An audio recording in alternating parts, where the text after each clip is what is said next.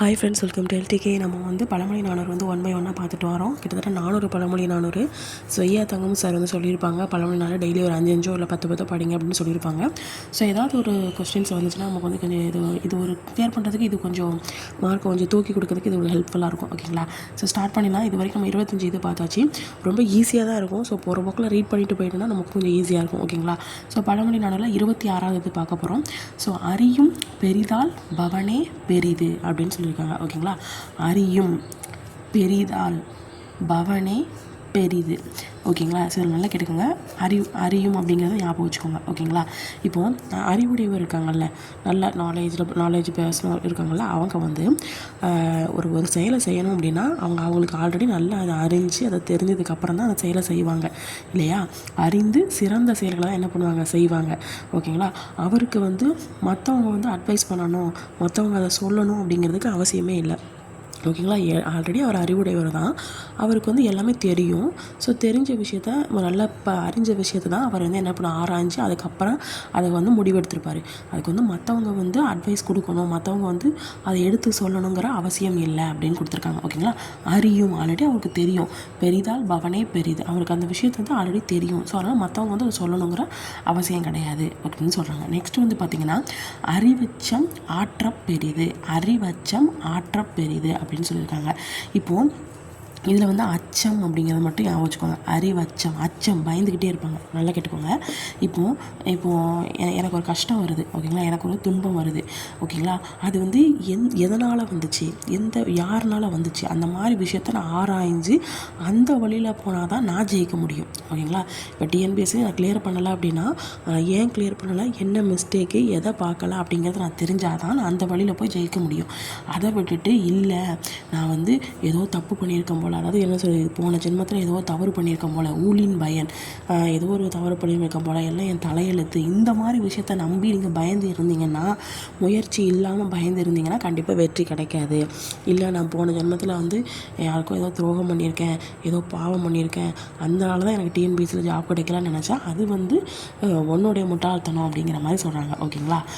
எந்த வழி, எதில் மிஸ்டேக் பண்ணுற அதை தெரிஞ்சு அந்த வழியில் போய் அதை க்யூர் பண்ண பாரு அப்படிங்கிற மாதிரி சொல்கிறாங்க.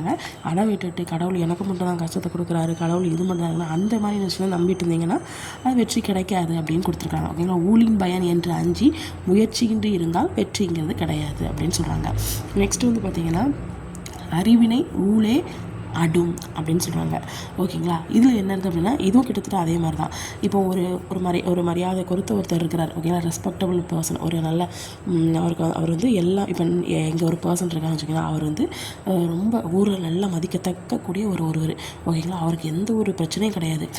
நல்ல அறிவுலையும் சரி, பணத்துலையும் சரி, எல்லாமே அப்படியே பர்ஃபெக்டாக இருக்கார். ஆனால் ஏதாவது உடம்புல ஏதாவது குறைபாடு வந்துச்சுன்னு வச்சுக்கோங்க. இப்போ ஃபார் எக்ஸாம்பிள் ஏதோ ஒரு நோய் வந்துருச்சு, ஏதோ ஒரு கொடுமையான நோய் வந்துச்சுன்னு வச்சுக்கோங்க. அதுக்கு என்ன பண்ணணும், அது வந்து நோய் வந்துச்சுன்னா ஒன்று என்ன பண்ணணும், அந்த நோயை குணப்படுத்தணும். ஆனால் அதை விட்டுட்டு அதுக்கு காரணம் வந்து நீ முன்வினையில் செஞ்ச பாவம் தான், நீ போன ஜென்மத்தில் யாருக்கோ ஏதோ ஒரு தீங்கு செஞ்சுருக்க, அதான் இந்த ஜென்மத்தில் உன்னை வந்து பிடிக்குதுன்னு சொல்லி அவர் நம்பிட்டு இருந்தான்னா அவர்கிட்ட இருக்கக்கூடிய அந்த நல்ல அறிவு கூட இந்த ஊழ்வினை அப்படிங்கிறது கெடுத்து விட்டுரும் அப்படின்னு சொல்கிறாங்க.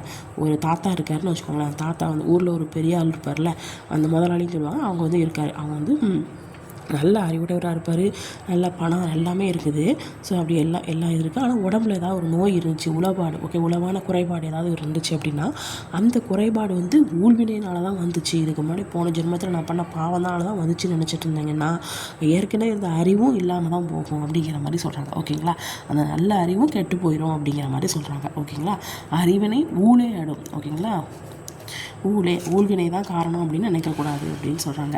நெக்ஸ்ட்டு வந்து அருமோ குளநெடிது குளம். இதில் குளம் அப்படிங்கிற ஷார்ட்கட்டையும் வச்சுக்கோங்க. கொண்டது நீர், அப்போ குளத்துல தண்ணி, அதை வச்சு ஒரு ஷார்ட்கட்டையாக வச்சுக்கோங்க. குளத்துல வந்து தண்ணி நிறைய இருக்குதுப்பா, ஆனால் நீ ஒரு குடத்தை தண்ணி எடுத்துகிட்டுன்னு வச்சுக்கோ, உடனே குளம் ஃபுல்லாக வற்றி போயிருமா? இருக்காது. அது ஒரு குடம் தண்ணி எடுத்தால் வேணா இருக்குமே தவிர அப்போ மழை வந்து ஃபுல்லாயிரும். ஓகேங்களா? அதே மாதிரி தான் பணம் அதிகமாக, மோர் செல்வம், அதாவது நிறைய செல்வம் வந்து வச்சுருந்தான் அப்படின்னா கொஞ்சோண்டு மற்றவங்களுக்கு கொடுத்தோன்னா அவனுக்கு ஒன்றும் குறையாது. ஓகேங்களா? அது இன்னும் கொஞ்சம் பெருக தான் செய்யும் அப்படின்னு சொல்கிறாங்க. இப்போ குளம், இங்கே நீர், இதை வச்சு நம்ம வந்து ஷார்ட்கட் வச்சு ஞாபகம் வச்சுக்கோம். குளத்துல தண்ணி இருக்குது, ஒரு குடத்தை கோரினா ஒன்றும் குறைய போகிறது கிடையாது. பணக்காரன் கொஞ்சோண்டு மற்றவங்களுக்கு கொடுத்தோன்னா அவனுக்கு வந்து குறையாது, அதிகமாக தான் செய்யும் அப்படின்னு சொல்கிறாங்க. நெக்ஸ்ட்டு அருமோ நரி நக்கிற்றென்று கடல் அப்படின்னு கொடுத்தாங்க. அப்போ கடல் ஞாபகம் வச்சுக்கோங்க, நரி ஞாபகம் வச்சுக்கோங்க. நரி கடல் இருக்கலாம், கடலில் தண்ணியை போய் நரி வந்து நாக்கால் நக்கிட்டுன்னு வச்சுக்கோங்க. உடனே கடல் ஃபுல்லாக வற்றி போயிடுமா? வற்றி போகாது. ஓகேங்களா? அதே மாதிரி தான் பணக்கார ஒருத்தன் வந்து அவன்கிட்ட இருந்து ஏதோ ஒரு கஷ்டப்படுறேன் திருடன் வந்து என்ன பண்ணிட்டான், பணத்தை எடுத்துகிட்டு போயிட்டான் அப்படின்னா செல்வம் வந்து குறையாது அப்படின்னு சொல்கிறாங்க. அதை நினச்சி ஒரு பெரிய விஷயமா எடுத்துக்கூடாது. ஏன்னா ஆல்ரெடி அவன் நிறைய ஏமாற்றி சொத்தை சேர்த்து வச்சுருப்பான். இத்தினோண்டு பொருள் போனதை நினச்சி அவன் வருத்தப்படாத விட இத்தினோண்டு பொருள் நினச்சி வந்து அவன் பொருள் வந்து குறைய போகிறது கிடையாது அப்படின்னு சொல்கிறாங்க. ஓகேங்களா?